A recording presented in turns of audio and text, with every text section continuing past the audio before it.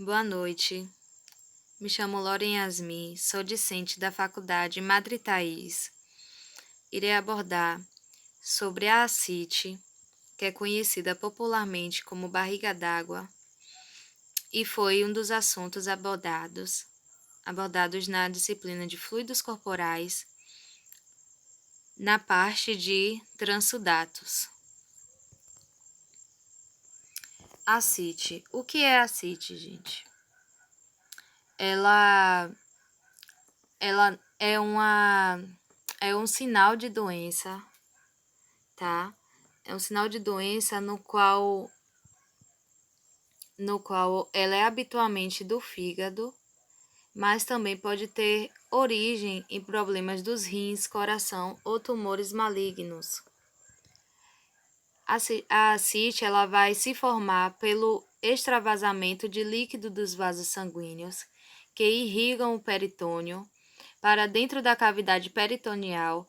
Na maioria dos casos, essa incapacidade dos vasos sanguíneos de reter os líquidos dentro de si mesmos ocorre por uma das três situações abaixo, no qual pode ser pelo aumento na pressão hidrostática dentro dos vasos, como a que ocorre quando há uma obstrução ao fluxo sanguíneo normal, como nos casos de varizes ou por um trombo, por exemplo. A segunda situação que eu citei pode ser quando o paciente apresenta alguma doença que leve à retenção de sal e água pelos rins. Essa retenção faz com que o volume de água na circulação sanguínea se eleve consideravelmente. A terceira situação pode ser quando o paciente apresenta uma redução na concentração de proteínas no sangue, já que as proteínas, como a albumina, exercem efeito osmótico, chamada pressão oncótica, que ajuda a segurar a água dentro dos vasos. Sinais e sintomas. No início, gente, a ascite ela é quase sempre assintomática. O que isso quer dizer? Que não apresenta nem sinais e nem sintomas.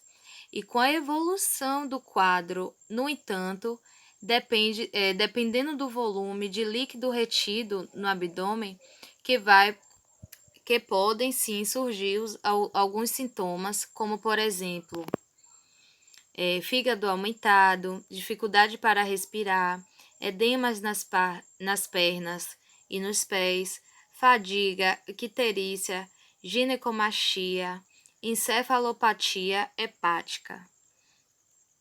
Essa dificuldade para respirar, ela é provocada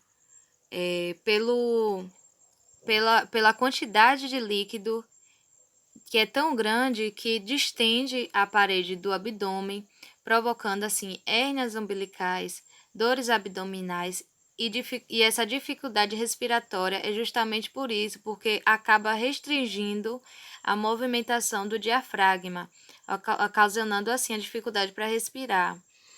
Essa icterícia, ela é provocada, gente, pela bilirrubina no sangue e este pigmento amarelo é produzido pelo corpo quando as hemácias são assim degradadas.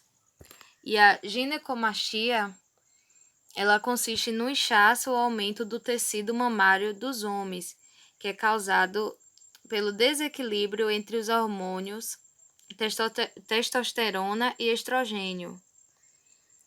E o terceiro nome aqui que é bom explicar é a encefalopatia hepática, no qual é uma doença caracterizada pelo mau funcionamento do cérebro devido a problemas no fígado, como a insuficiência hepática, tumor, cirrose. Diagnóstico laboratorial. Na fase inicial de ascite, o exame físico no próprio consultório pode ser insuficiente para detectar a presença de líquido na cavidade abdominal. Aí o diagnóstico definitivo depende da realização de alguns exames específicos, como o exame. Acho que eu troquei aqui o slide. No caso, seriam os exames relacionados para o diagnóstico final. No qual, como complemento, gente, como eu havia dito, como complemento para ter um diagnóstico definitivo, vai depender da realização de alguns exames específicos, como o exame de sangue, os exames de imagem, como a ultrassonografia, tomografia e ressonância magnética. A punção abdominal também pode ser uma opção viável, pois este procedimento, gente, ele vai envolver o uso de uma agulha fina para extrair o líquido do abdômen. O líquido é examinado de diversas maneiras, a fim de assim determinar a causa da ascite. Voltando aqui para o diagnóstico laboratorial, o diagnóstico laboratorial ele vai ser usado ativamente para detectar a etiologia, ou seja, a causa dessa doença, né, de hidrocele, e o paciente vai ser designado a análise geral de sangue e urina, teste de HBsAg e anti-HBs, que vai confirmar a presença de hepatite viral, e o teste de Rivolta, tá? Falando sobre como determinar a ascite, os especialistas eles vão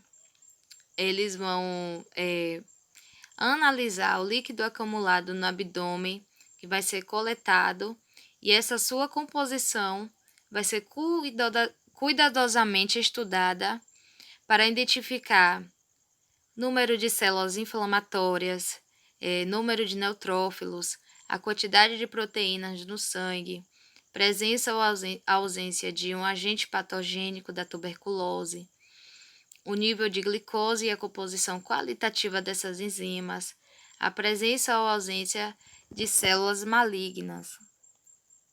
Além disso, vale ressaltar também que no diagnóstico laboratorial, usando um líquido, os especialistas eles vão fazer a semeadura bacteriana e vão identificar a possibilidade desta infecção. Esse diagnóstico, então, ele vai ajudar também a prevenir piores previsões.